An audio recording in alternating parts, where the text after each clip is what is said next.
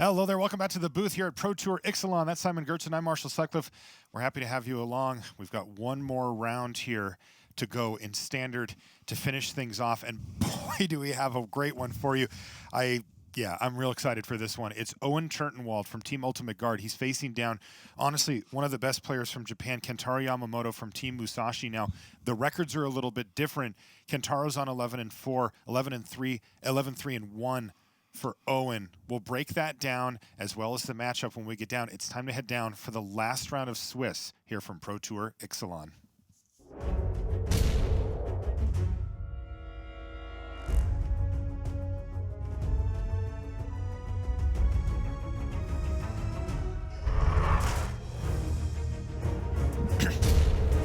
Hello and welcome to coverage of Pro Tour Ixalan. I'm Marshall Sutcliffe in the booth with Simon Gertz. Simon, we got a really big match lined up here in our feature match area. I can't put it any bigger than that. It is round 16. That means the last round of Swiss here to determine who's going to make it into the top 8 and who's not. Now, things get a little interesting. Let's take a look at our players first. We've got Owen Turtenwald from the United States. Now, Owen, playing for Team Ultimate Guard, he's 11-3-1, which makes me think a win for him would put him in good spot for a top 8 here. We assume that 12-4-1 is just going to make top 8. A 12-3-1. 12-3-1. Right. On the other side of the table, Kentaro Yamamoto from Japan, Team Musashi, our Team Series champions. He's on 11-4 as a record. So even if he were to win this, he would be 12-4. That is precarious for top 8. It is, but it's not impossible. You need your tiebreakers to hold up. That's right. So this is a huge match for both of these players. A potential top 8 on the line for Kentaro Yamamoto and a likely one for Owen Turtenwald. It's Ramanop Red in the hands of Kentaro versus Teamer Energy. Any highlights of the matchup that we should be paying attention for here? For those that followed the World Championship match, this is basically Huey Jensen's teammate, Owen Turtenwald, playing Teamer Energy against the deck that Javier Dominguez played in the finals of the World Championship. So if you remember that matchup, it's really all about minimizing the damage you take in the early game for Owen, which we see here, and then taking over with the better creatures. Yeah, we're going to be looking for cheap interactive spells from Owen Turtenwald's side and good curve-outs from Kentaro Yamamoto's side. Kentaro living up to his end of the bargain, missing the 1-drop, which is, it happens sometimes, but going 2 into 3 with Owen Turtenwald having the answer in Harness Lightning for the on-crop Crasher, but no answer as of yet. I spoke a little too soon. There's an Abrade for Carry Zev, and the board is now clear. Owen's not taking any damage this turn, at least as it sits. Harsh Mentor is the play for Kentaro. Just a 2-2 on this board. Owen Turtenwald. This is a big turn for him. Yes, and Harsh Mentor is one of these tech cards against Teamer Energy in particular. It does a pretty good job against Long Tusk Cub, though, with only 1 energy. Owen wasn't going to be able to activate it yet anyway. And on top of that, Kentaro said, no, sir, and used Lightning Strike to kill it. And then followed up with a big play here. He's got Hazoret and attacked with it for 7 damage, and Owen Turtenwald's life total is plummeting. Yeah, Owen managed to kill some of the early creatures, but he hasn't really put up anything of resistance here.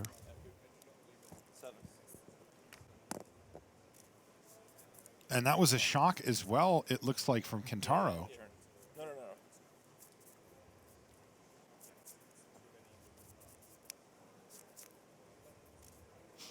Looks like Owen is pausing the game here. Probably has some instant effects. He has Abrade, Essence Scatter, and Commit to Memory. Does he just need to use Commit to get rid of Hazoret? He does, yes. and this game is not over. He did smartly do this before Yamamoto drew his card, so that Hazoret couldn't be activated. Very smart from Owen Turtenwald, but it does not solve the problem completely, as we know. Well, the next draw step is going to be Hazoret here for Kentaro Yamamoto. Yeah, and the problem is the Mentor is on the battlefield, Ramanap Ruins is dealing damage, and there's a very strong top deck coming for Yamamoto. It's actually interesting whether he plays Hazard or if he just relies on his Ramanap Ruins here. And there's that Essence Scatter. So that was sort of part of the two-part punch here. And Owen Turtenwald has the answer as well. Owen Turtenwald is alive. Wow, he's at 3 life, but he has dealt with everything thus far. He could be at 1 with a land here, which, by the way, Yamamoto has. He drew in a Braid, though. Which doesn't target players. Wow, Owen is still alive. If he can dodge a couple of more top decks and just get some type of pressure going, and there we go. We have been seeing so many close games. Nice play from Kentaro Yamamoto. That was the energy trigger on the stack. Owen with only 1 energy cannot give hexproof, and he loses his Bristling Hydra to that Abrade. That's a big win for Kentaro, though. Kentaro finds another land. And Owen was looking for that land number 5 because he has all these 5-drops in hand. Yeah, a couple of Glory Bringers. But unfortunately for him, he found it and he didn't. It was an attune with Ether. That is not going to allow him to cast anything. Ooh, tick-tock. That was a Bomat Courier for Kentaro Yamamoto, and that actually sets up lethal here. But it will get dealt with because Magma Spray is just the right answer here. That's right. Magma Spray takes out the Courier, and Owen's still somehow hanging on. Kentaro is at the mercy of his deck, and he's going to start taking 4 and then 8 in the air, and he has to have Kentaro not draw really anything for multiple turns, and it's a mountain off the top. And Sunscorched Desert, I can barely speak, will also win the game. Is also lethal. Even some of the lands are lethal at this point. This is going to be 2 Glory Bringers hitting the battlefield, by the way, and I believe Kentaro's at 16 here, right? And that's the... I guess that's the best way Owen has of actually racing this. If Kentaro is at 16, we'll double check that, then it's 8-8. Like, that's 1 draw step from Kentaro. I can confirm that. Oh, man. Kentaro's like, come on, deck. And here we go, Glorybringer number 2. You're at 8, and this is the top deck here for Kentaro. He has to find some way to get damage in to Owen Turtenwald.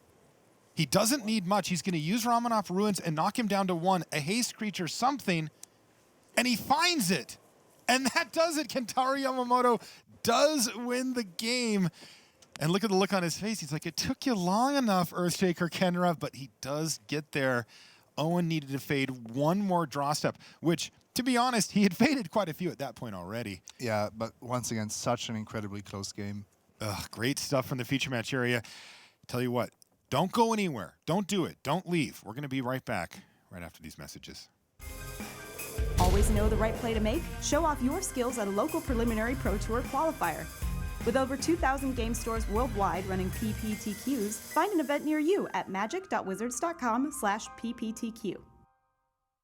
So Magic the Gathering Arena, we chose that word arena very particularly because an arena is a place where people gather, where people come to compete, where people come to spectate and cheer on their favorites. It really is a place where the whole community can come together and experience the very best of what Magic has to offer.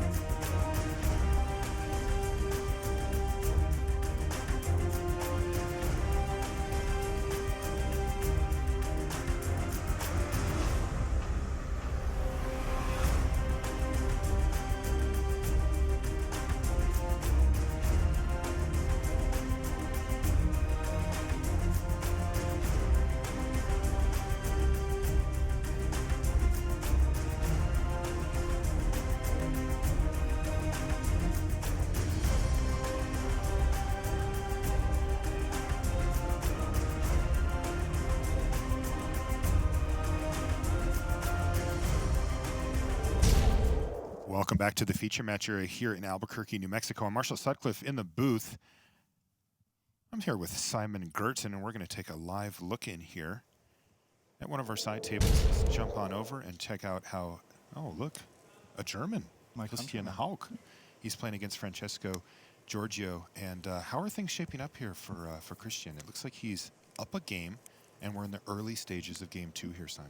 Yeah, not too much has happened yet. You can see that both of these teamer players are just developing their board. Francesco is playing a 4-color version, so that might give him an advantage. And that is the shiniest card I've ever seen on the feature match. I can't even see what it is. Super foil there from Francesco. Looks like perhaps turn number 4 here for Christian, and he's got a full grip of cards there, so plenty of options. Is it a Scarab God? It is a Scarab God. Hello. How about a turn 4 Scarab God for Francesco Giorgio? That no wonder Christian's taken a few minutes to survey the scene. That's a big problem. Yeah, when your board is 3 lands and a Rogue Refiner, it's kind of early. Seriously, Scarab God, what are you doing here already? Oh, this is an attack here for Christian. Francesco's having none of it, though. He's just going to take it.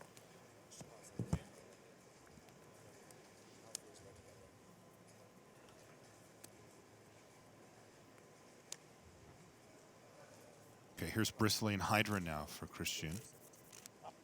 So Hauk has major problems here. He is... Looks like he's going to be facing down now a zombie version and a much bigger zombie version of a Servant of the Conduit. You know, I think that our main table's ready, and we should just go back there. I like Francesco's chances here with the turn 4 Scarab God that went unanswered, and we'll keep you updated as that goes. But let's pop back over, because there is no chance I'm missing a single turn from Yamamoto versus Turtenwald here. We are now post-sideboard. Now, traditionally speaking, you know, you'd think, well, this teamer deck, it's mid-range, it has a lot of flexibility and the ability to adapt itself to any matchup. Is that true here? It is true, but you have to keep in mind that Teamer Energy needs a lot of sideboard slots against the control and combo decks of the format. So okay, the traditionally good matchup against Ramanab Red, you just don't invest too many sideboard slots. Yamamoto, a little unfortunate there. He drew the shock this turn. He could have used it prior and been able to use up his mana for the turn and maybe deploy a 2-drop. Now he has to make a decision, and he's just going to go ahead and main phase the shock. That will give Owen that information, though I don't really know what he could do with it.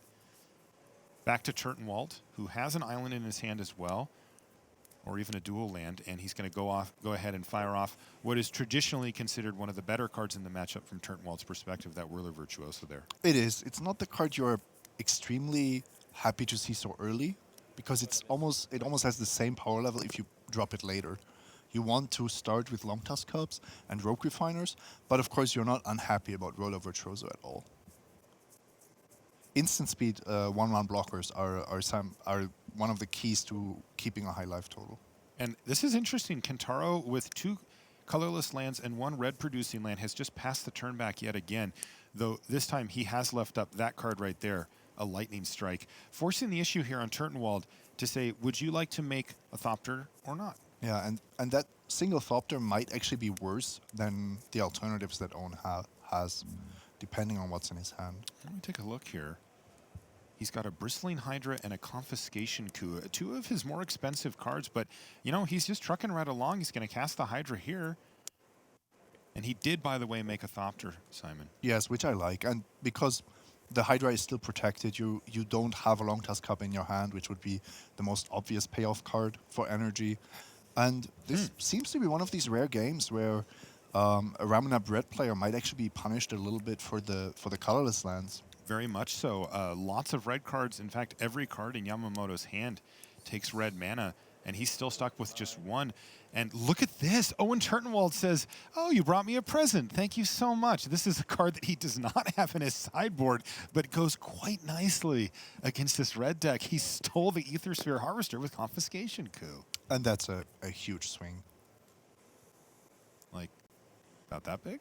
Yeah, I would say. Not quite game deciding, but now Yamamoto needs some better plays here. Yeah. I would start with a mountain, and then maybe a braid, something of that caliber.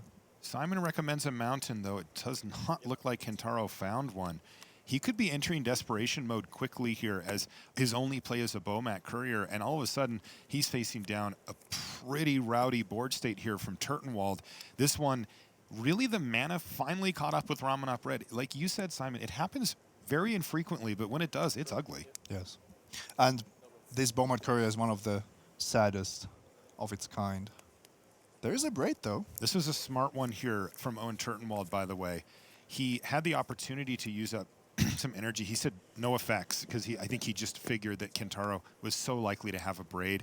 And at 18 life, he didn't need to burn the energy on it. And look, 3 energy left over. That's really important. That's how he can protect his Bristling Hydra there. You heard Pascal Maynard say it in his winter interview after defeating Owen last turn. He's like, sure. Owen's better than me. He's like, I got lucky. That's what he said. I think he's giving himself not quite enough credit there. He did play well, but he just was talking about some of the cards that Owen convinced him that he had in his hand and that Owen never had in his hand the whole game. Just some food for thought. You don't have to answer, but I've been contemplating the question: who on the Peach Garden Oath is actually the best player of the 3? That's an interesting question. I'm not sure about the answer. The consensus of late has been Owen. My hunch is Owen. Yeah. And I've played against Owen, so I can't remember beating him ever, which stings a little bit. My answer, I think, and I think that both Owen and Reed may agree with me on this as well. I think that Jensen in peak form actually has the highest ceiling of the 3. And he's insane when he's dialed in. He also put on an amazing performance at Worlds. Yeah, that was a good example of him being exactly that, just fully dialed in. Running hot, playing well, good choices, all of it. All right, here's Harness Lightning to kill. Again, Yamamoto just not really able to put up much of a fight this game. The Harsh Mentor dies, and Owen's just moving in and hitting for 8 damage. He's got Kentaro down to 2 and fully on the ropes, and it's been a mana problem here. He's had 3 lands, which is plenty enough to cast most of his spells, and we have an equalizer. Owen Turtenwald wins game number 2 in quick fashion, really looking back to that confiscation coup play on the Aethersphere Harvester as just a devastating turnaround for Owen. Yes. All right, let's take a look back at the match that we popped in on before. That's Christian Hauck. He's playing against Francesco Giorgio from England. And, well, you know what? I still see that ultra shiny Scarab God there. And he's been joined now by a super shiny Glorybringer as well. I'm surprised this game is still going. But here we go. Christian's attacking. Don't forget what these players are playing for. They are playing for a Prototype 8. No, I just mean I thought Francesco would have just won straight up by then. Okay, Not a concession. you weren't talking about concessions. No, but as you can see, the graveyards tell the tale here, Simon. It looks like that poor Scarab God got tossed back and forth. There's a confiscation coup in the yard of both players. So I'll take that. And I'd like parents to fighting for... Yeah. And it looks like Francesco won that war as the last one to cast a confiscation coup.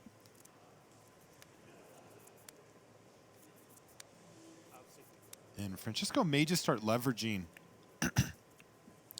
the ability for the Scarab God to just come back from the graveyard. You usually think of it dominating the game through activating its ability, but, this is another way you can get value out of it is just say, block, I'll just get it back. And if you block, it does make a lot of sense to block both Hydras here, because you don't want one of them to grow and survive and the other one just dealing 4 to you. You do want to pressure the energy reserve of Hauck in this position.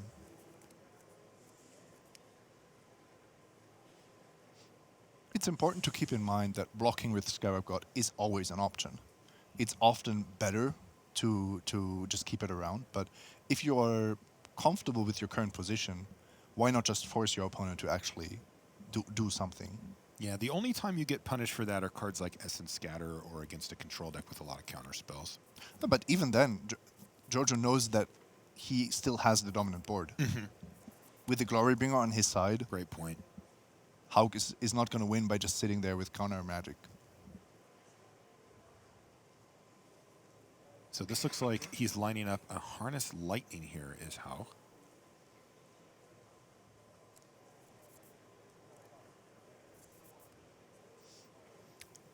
Giorgio is going to be happy either way. If the Harness Lightning means that a Hydra survives, then that Harness Lightning doesn't kill Glorybringer, for example.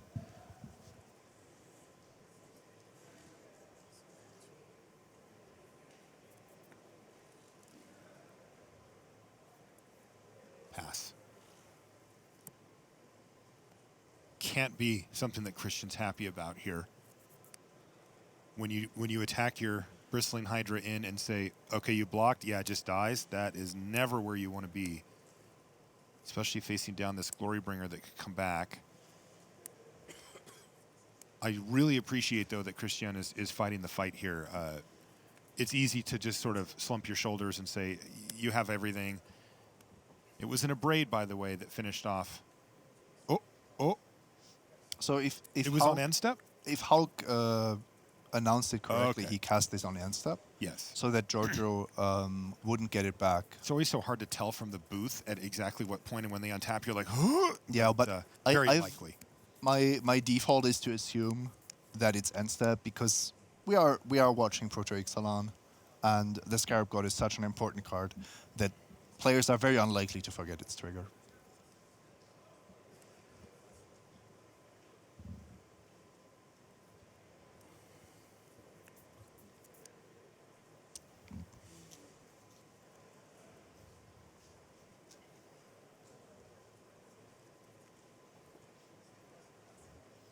Francesco's just playing all promo cards in existence, I think. He is Testing our abilities. very stylish.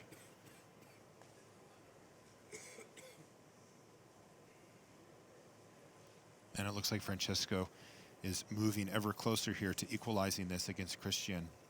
Yeah, although I think his advantage has diminished a little bit. I agree. That was not quite as good as it could have been. But still, the looming threat of that Scarab God is very real. Also, you'll see that as long as the game keeps going, it does seem to benefit Francesco as he's actually got Nicol Bolas in hand as well. Wow. Yeah, going very big. He's Yeah. also got Christian down to 8 and has whittled his board state down to just that last Bristling Hydra.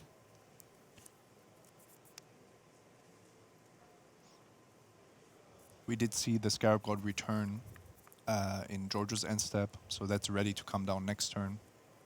And Hauk really only has that one Bristling Hydra and is very far behind in the race. For those of you paying attention to our main match, yes, that is Owen Turtenwald taking a mulligan. So we're going to hang out here for a bit.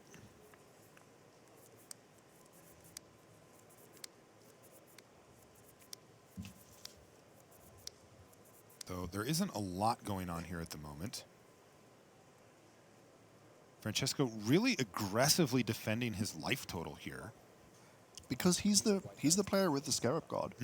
And, okay, he also has a Glorybringer in play, but the thing is, if you assume that your team or energy opponent doesn't have an answer to the Scarab God, you know you will just win in the long run, which I guess it would also be kind of surprising for Hauk to see Nicol Bolas come down. You don't expect that in a team mirror. This is getting kind of interesting here. Hauk just used up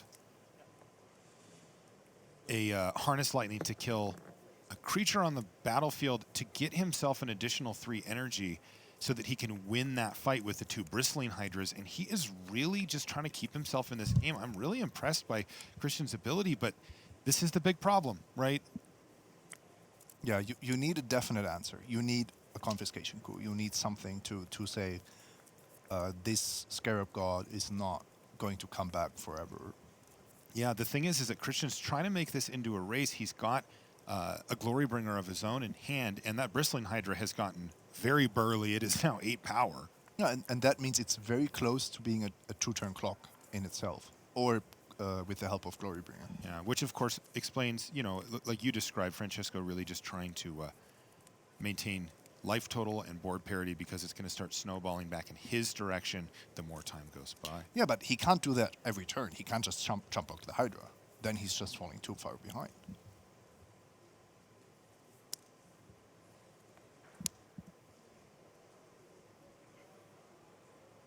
This is a big moment here in this match.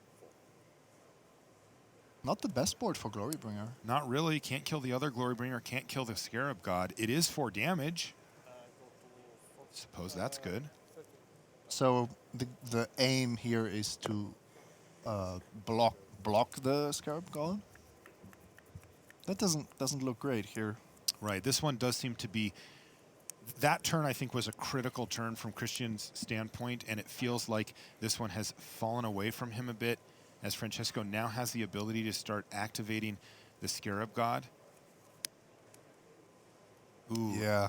Chandra's Nice play. defeat as well says, I'd like to have another Glorybringer on my side. All right, I've seen enough of this one. I think Francesco's going to be able to pull out the win. That means it's time to go back to Table A. Owen Turtenwald versus Kentaro Yamamoto. And they are underway. So keep in mind here, this is game 3. Another thing, setting the table. 11-3-1 is Owen Turtenwald's record. 11-4 for Kentaro. A lot more on the line here for Owen Turtenwald as far as how sure he is about getting into top 8. Still, Kentaro is live for top 8 with a win here and puts his name in the hat that is going to be a very big tiebreaker of players that end up with 36 match points at the end of it. Owen is on 6 cards here, and he's on the draw, though he has a Magma Spray, the perfect answer for Earthshaker Kenra right away, and now he's going to cast a Rogue Refiner, which is going to get shocked. So players are exchanging resources early here, Simon. Trading blows, yeah, and playing very quickly, considering how much is on the line here. But we know that from both Yamamoto and Turtenwald, extremely precise but still fast players. By way of update, Francesco Giorgio did, in fact, win that game just now, so they're going to go to a game 3. Not particularly shocking, but that did happen. No play by Wait a minute. Owen. Owen plays nothing, and Kentaro has the same mana base that we saw before? Well, Owen has to have something here, right? He does. He has a Braid to take down the On-Crop Crasher, and in comes a little Bomat Courier. That's So 2 cards under it. He's stabilizing on 16, which is huge. He has a Glorybringer, which is not easy for Yamamoto to deal with. However, he is at the danger of just flooding out Mountain, Ether Hub. This is going to be a very close one between 2 players really at the peak of their powers. He can go Glorybringer. He could kill the Bomat Courier or keep it non-exerted. Yeah, Bomat Courier not a huge threat at this moment in the game. He is going to take it out, though, and make sure to manage the board and his life total as much as possible. Also Yamamoto needs it's the mountain. And he finds it. He's got a couple of copies of Chandra in his hand as well as a Hazaret. His hand is Chandra, Hazaret. If he didn't draw the mountain here, his hand would have been awful. He wouldn't be able to cast the Planeswalker, and that would have made Hazaret that much weaker. Wow, great draw there from Kentaro, though a good threat off the top for Owen Turtenwald as well. This one stays very, very close. It's Bristling Hydra. Now what? You need to empty your hand. I think that's the only way. You need to aggressively play out your hand, because Hazaret is the only trump card you will have in this matchup. And let's take a look at what Owen's working with in hand. It is not pretty. A pair of mountains. Owen is out of gas, and this Bristling Hydra, his hopes for a top 8 are really riding on it, and the fact that Kentaro has kind of an awkward turn here. The composure that Owen has displayed in all these rounds that we've seen him in the feature match area, no matter whether he was losing or winning, is just incredible. He is the consummate professional, I have to say that. And you see it, he lost a heartbreaker to Pascal Maynard last game. He extended the hand. He said, good games, and it's like, those are heartbreaking losses. I mean, that was a top 8 match as well for Owen.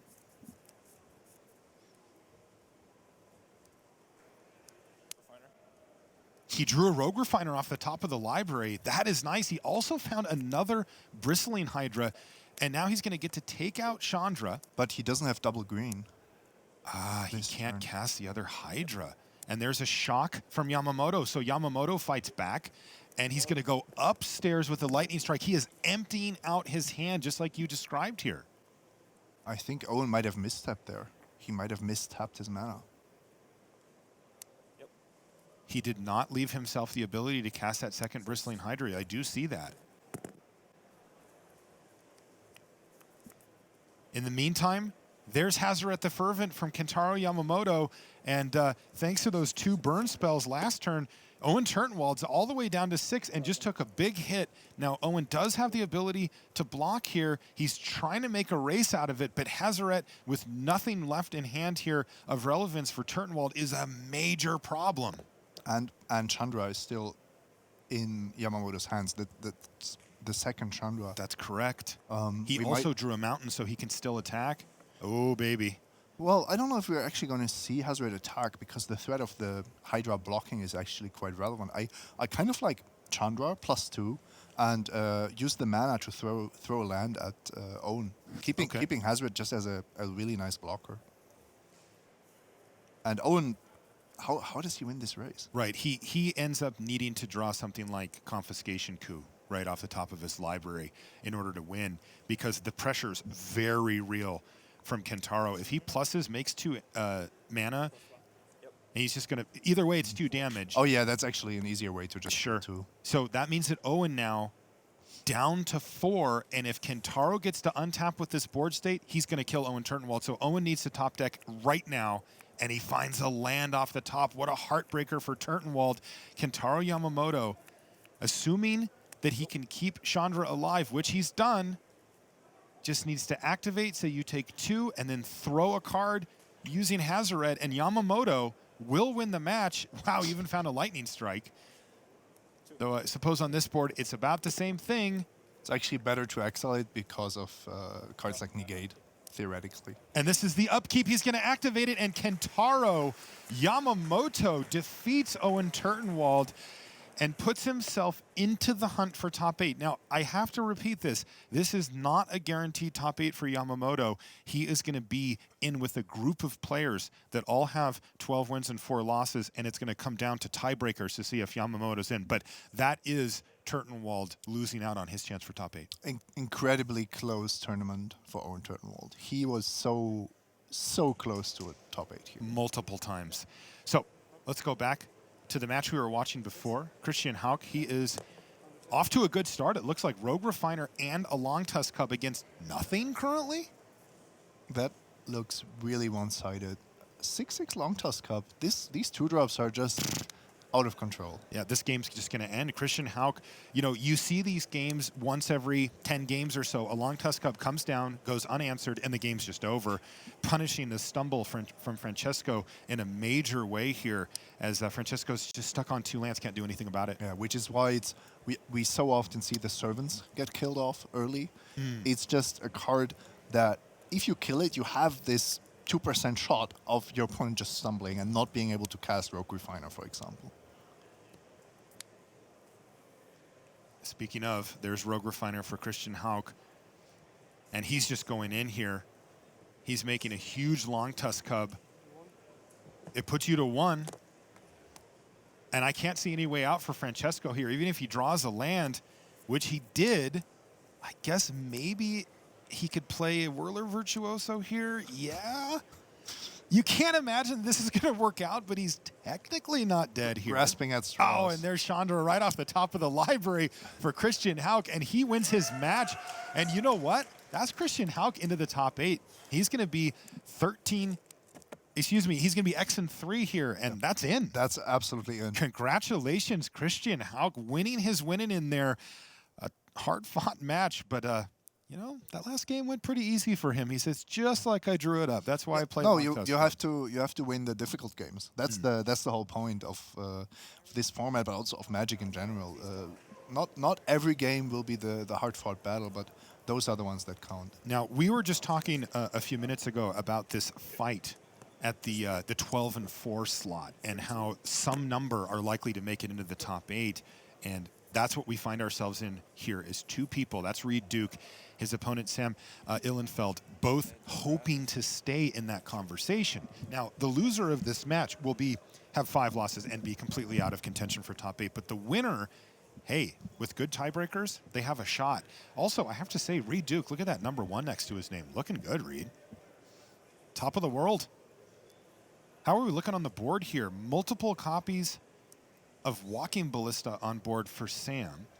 Yeah, which are actually kind of awkward for Reed because if he has profitable blocks, that one ping of the Ballista can actually change the math. This is game 3 between these two players. Oh, he has sideboard tech here. Slice in twain. Destroy target artifact, draw card. Samuel just confirmed what Slice in Twain actually did. He hasn't seen that one today out of anybody's sideboard, but Reed came prepared. And we've been talking about artifacts and enchantments, and that you need ways to deal with them. So that's actually a reason for that card. Not this matchup, but Anointed Procession, Godfarer's Gift. Yeah, you can see that they're hedging that. You know, before at Worlds, we saw Appetite for the Unnatural out of the Peach Garden Oath team from the sideboard. And you know, to be honest, Reed would probably prefer it in this particular matchup. But like you said, the field is much wider here, and enchantments are a big deal, so they've gone for the high value play with Slice and Twain. Worked pretty well here. Killed that Scrap Heap Scrounger. Might come back. Yeah, there's a Toolcraft Exemplar at least in the graveyard there. Big smile from Sam. He's having fun. That's good. That's good.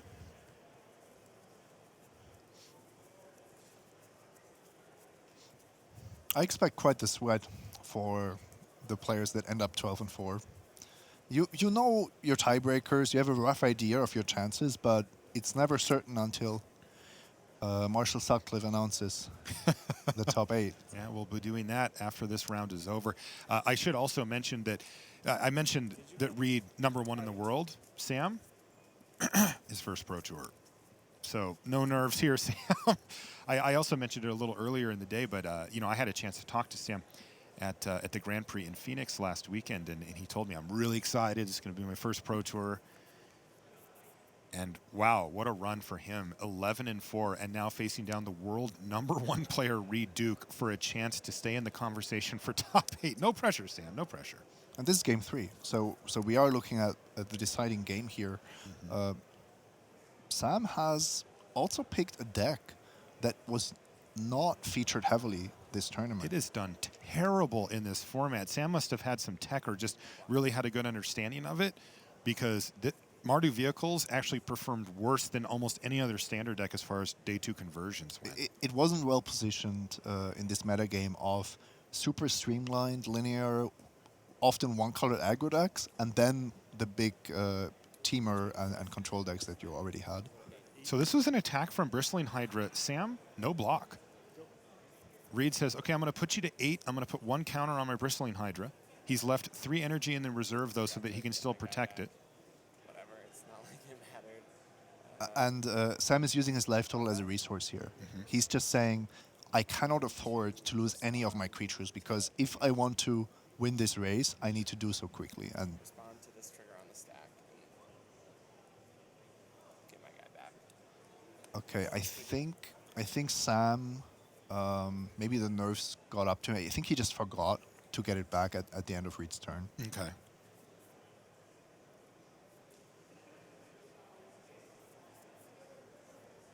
And that's the difference between being on your first Pro Tour or being Reed Duke, That's right. with that 1 next to your name. Reed says, sure. Combat?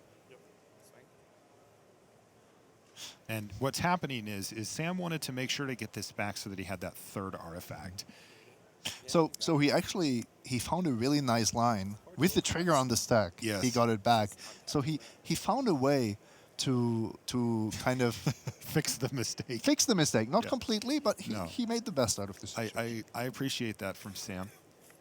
And I think all of us watching here that don't play on the Pro Tour regularly can put ourselves in his seat here and recognize the level of stress that he's under. And he's got his not like this face going because this is a really tough situation he's in. I really like that he's smiling. I can't lie. I just think it's really cool that He's been I think enjoying his tournament. Of course, he's 11-4, but also whenever he was in the feature match area, he doesn't expect himself to play perfectly because he knows that would be unreasonable. Yeah, and that lets you keep playing, you know, because I think what keep happens going. is, yeah, because you just end up stopping yourself at some point and saying, oh, I'm terrible, why am I even doing this? And okay, down to 5. He took the hit from that Rogue Refiner. What's the follow-up for Duke?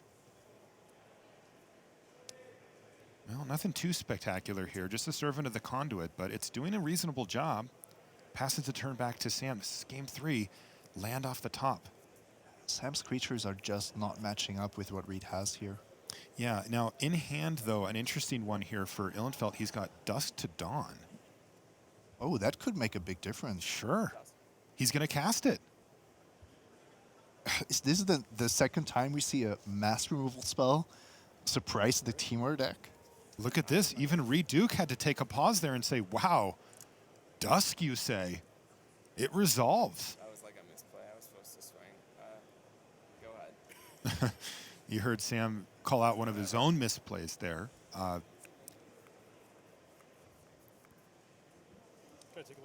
He said he was supposed to attack is what his thought process was there. But still, Reed Duke says, okay, well, I'm going to take a quick look at your graveyard here because Reed is completely dialed in. He needs to make sure that the aftermath of Dusk to Dawn, or the Dawn part, is not devastating. So how many resources is Sam going to get back? How is that going to influence my race? Because Reed's plan was, and probably still should be, to close out this game. 5 life is not a ton. Yeah, you can tell the nerves are getting to Sam, though. He just, again, brought up, he said, egregious misplays on my part. He's just beating himself up a little bit here. And we know that everyone makes mistakes. Yes, everybody But does. if you beat yourself up over them, you start to make more. Now that was Magma Spray that targeted the Walking Ballista. Of course, Sam decided just to sacrifice it to knock Reed down. And also, critically, put it into his graveyard. Yes, but more importantly, he lost his artifact, so he didn't have a good block this turn. And this one's getting very tight. I'm asking myself if he maybe had to ping the Servant Just just as prevent a it from attacking. Interesting. Yeah, it makes sense. Draw for turn. Reed's all business. What was that off the top here? Was it another Walking Ballista?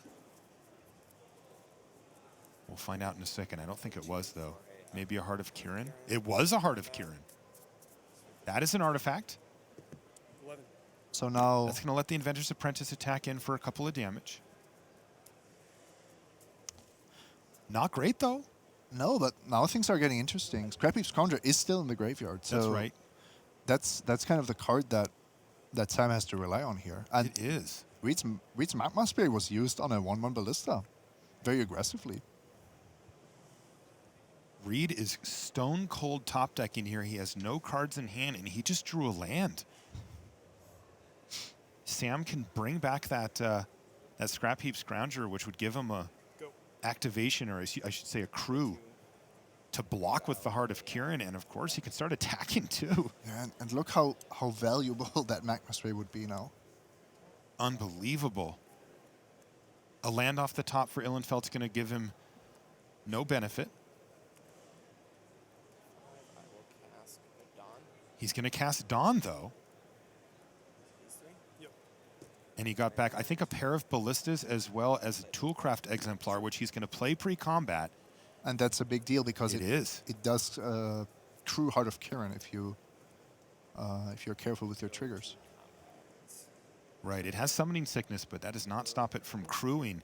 And it allows both the Apprentice and the Heart of Kirin to attack this turn. But how do you play this? Do you keep back a blocker? because Yeah, or do you keep he's back a way to Prue Heart of Kirin to play around Glorybringer? This is not a trivial attack at all. and you just heard Sam say, "What could you have?" He is going to, in fact, leave back the Scrap Heap Scrounger. Now, it can't block itself, but it can crew the Heart of Kirin. Remember, the Heart of Kirin has vigilance. I think that's a hugely important play here, because leaving yourself dead to a top deck Glorybringer is something that Sam just doesn't have to risk. Let's see what Reed finds off the top of his library here. He needs something, and he needs it now, because he has fallen significantly behind Sam here.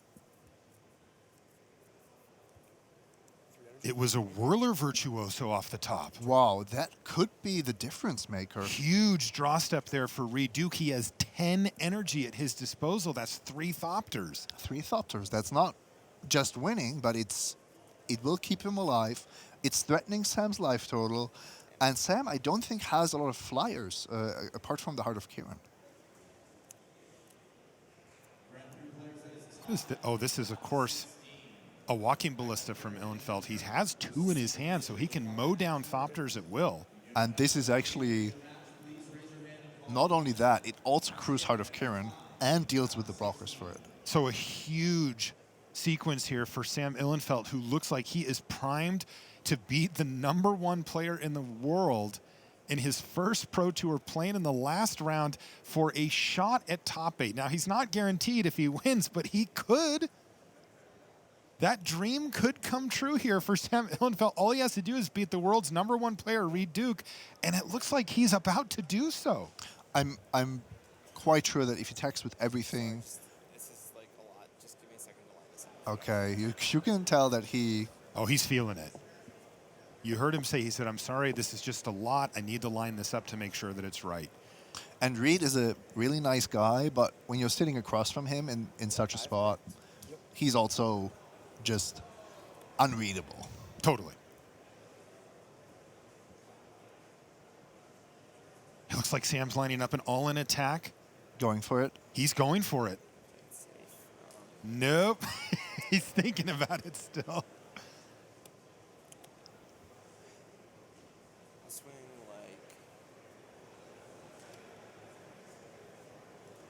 like... You have Duke on the board, and you have 3 ground creatures attacking. So Yes. Reed has 2. So Reed is forced here to just start making Thopters, but we know that Sam can just destroy them before blocking even happens. If Reed doesn't have a spell to keep him alive, and Samuel shoots down every single Thopter, Reed is dead on the board. Yes. Huge advantage here for Sam Do I get Ilynfell. priority again after you make the Thopter? Because he said make a Thopter, and I said okay, but do I get priority again after he's made a Thopter? Yes. Okay. And the answer is yes. Sam is the active player, and the priority will always start again with him. So he's going to use Walking Ballista, force the issue, and I think we're just going to see this sequence twice more, and then Sam Ilynfell is going to beat Reed Duke here in the last round of Swiss. Unbelievable stuff from a Pro Tour rookie. I'm at 5, right? Yeah. All right, you got me. Game. And that's going to do it. Reed Duke extends the hand. Samuel Ilynfell defeats him in the last round, and I can't believe it. We might see him in the top 8. This is his first Pro Tour. The Peach Garden Oath falling. Yes, this was a tough last round for the Peach Garden Oath. Both Owen Turtenwald and Reed Duke losing and a shot for the top 8. Now, Owen was in prime position with the win he would have been in. Reed was looking to stay in the conversation, and he's not going to be. He's going to have to settle for yet another super strong finish out here on the Pro Tour, defeated by Sam Ilynfell. And we're going to see it all comes down to tiebreakers as we end the round and the results start coming in. Of course, we're going to be bringing you that announcement and much more. We've got updates and such for the news desk, but for now, these messages.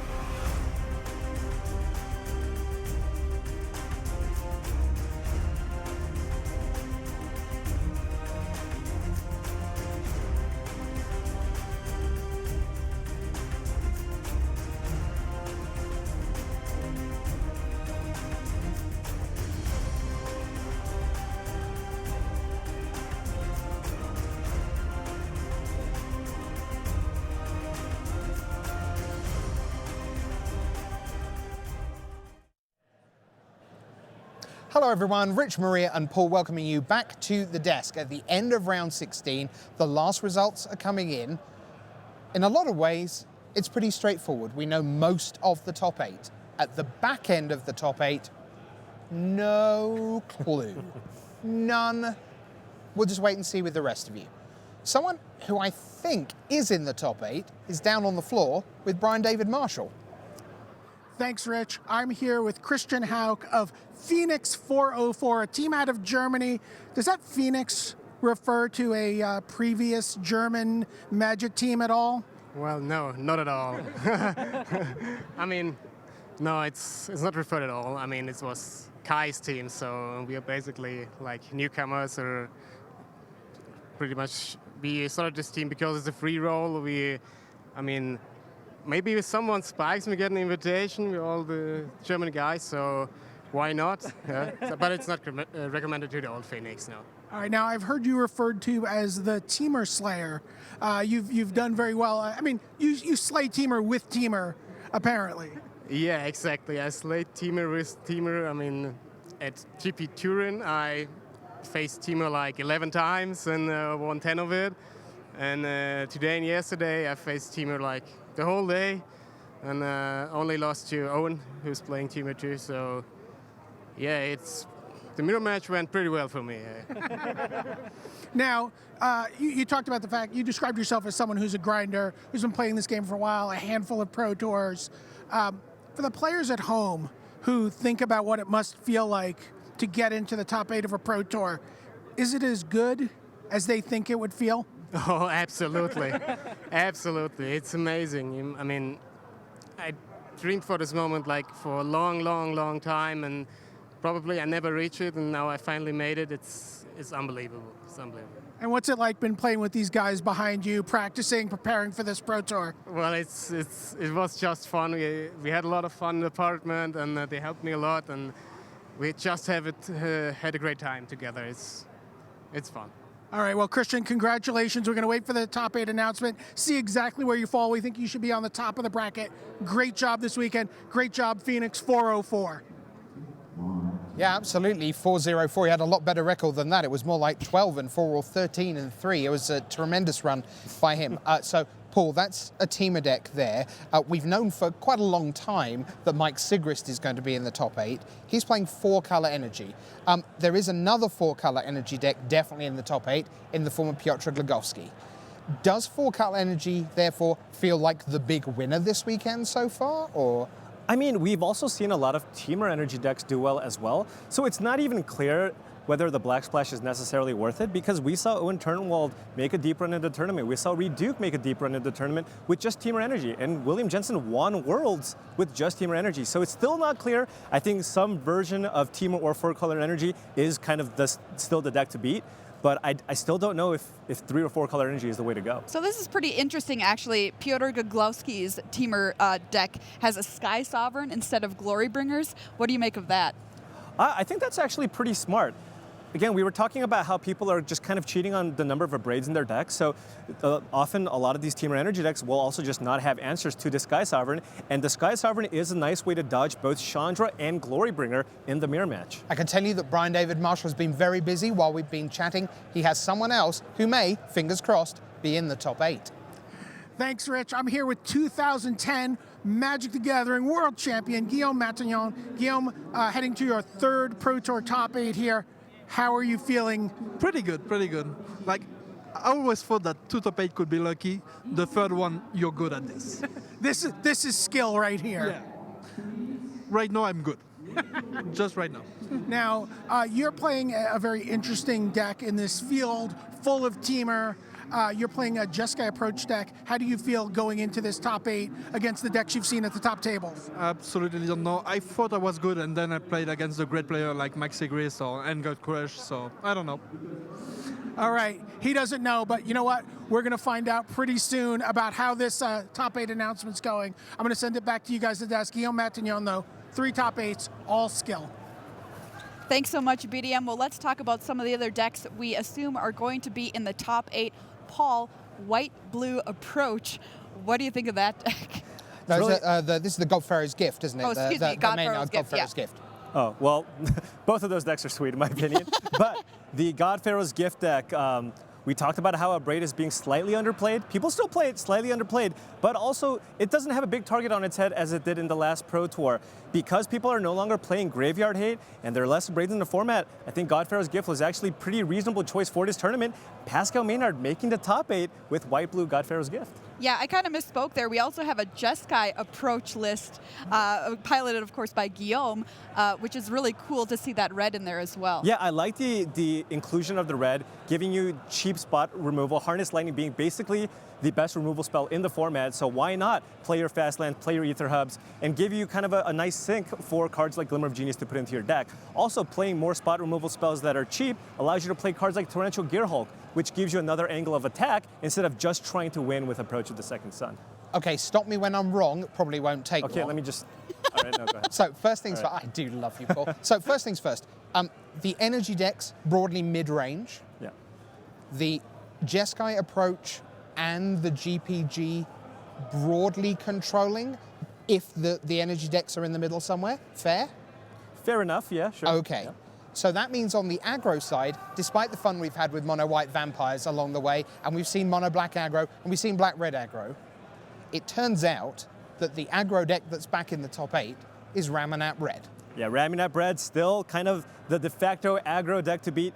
We saw lots of different aggressive strategies in this tournament. We saw mono-white vampires, we saw black-red vehicles, we saw all these other decks, but at the end of the day, Ramonap Red still proving that it is the best aggressive deck in the format. There were a lot of people just kind of in contention for top 8 with Ramonap Red, and we still have one copy locked in. Right, Kentaro Yamamoto is playing Ramonap Red, Yes. so he is on 36 points in this scrum for the top 8. This would have been so much simpler if Yan Wing Chung had won his last round, because he had a huge tiebreak lead over everyone else of what would have been the 36 pointers. But with his loss, the door opened for any number. The big 3 coming in at that point, Tsuyoshi Tsubuchi of Japan, Kentaro Yamamoto of Japan, and your buddy Sam Ilynfell, who of course just beat Reed Duke. Paul, can you talk about just how hard it is? The pressure, I mean, I think there were probably 9 attack steps in that final turn with, just the hand. How hard is it to trust that your brain is working correctly? Well, that's the thing. I asked Maria a little bit just about like Sam and just, does how much Magic he plays. He's like, well, he's a grinder. He goes to all these Grand Prix. He plays a ton. He's a good Magic player. But at the end of the day, you are playing against the #1 ranked player in the world for potentially top 8 of a Pro Tour. You're pretty sure you have lethal, but you're not 100%. You have that ballista, and you just have to make sure you just run the numbers every single time over. It's a super nerve-wracking, a spot to be in. It's also the actual visibility of that scenario. The creatures that he has to kill don't yet exist. And the thing he's going to use to do it is eventually not going to be there anymore. Right. This walking ballista, there's these 10 counters over here and these 3 counters over here turn into 3 loops of invisible creatures appearing and then disappearing before these creatures over here theoretically become lethal. It is not a visual situation that he was in. It was all up here. Yeah, I think he was pretty confident that Reed didn't have anything there, because at that point Reed was just playing cards from the top of his deck. But there's still that, what if that last card in his hand is something crazy? What if he can turn this game around and I lose, because he was at a low life total too? It's really, really stressful. But at the end of the day, he made the play that he thought was right after just, countless hours of practice. Well, we've had some amazing Magic here at Pro Tour Ixalan, and it is time for our top 8 announcement.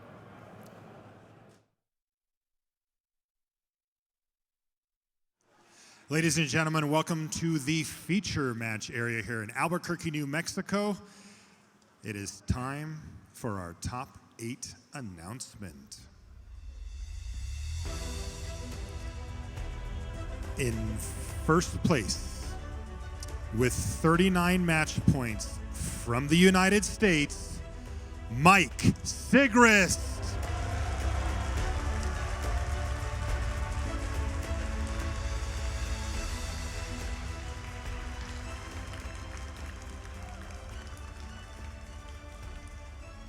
In second place, also with 39 match points, From Germany, Christian Hauk.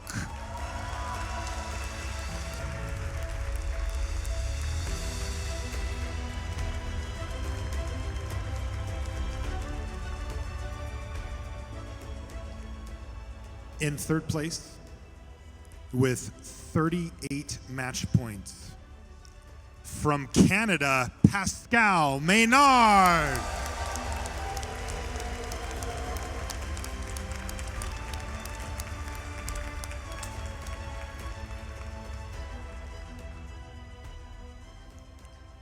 In fourth place, also with 38 match points, from the United States, Seth Manfield.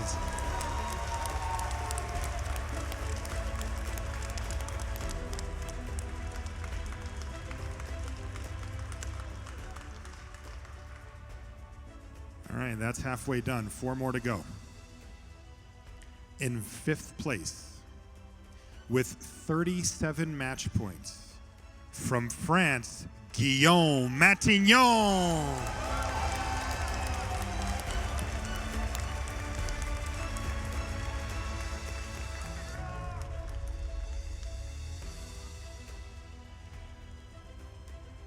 Sixth place. This is also 37 match points. From Poland, Piotr Glagowski.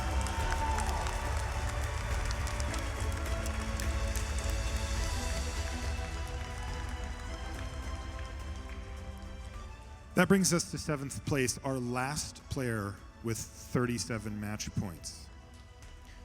From the United States, John Rolfe.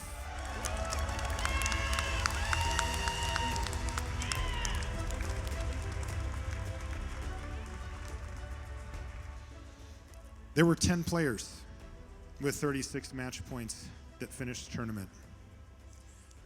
1 made it into the top 8 with 36 match points. From the United States, in his first Pro Tour, Samuel Ilynfell.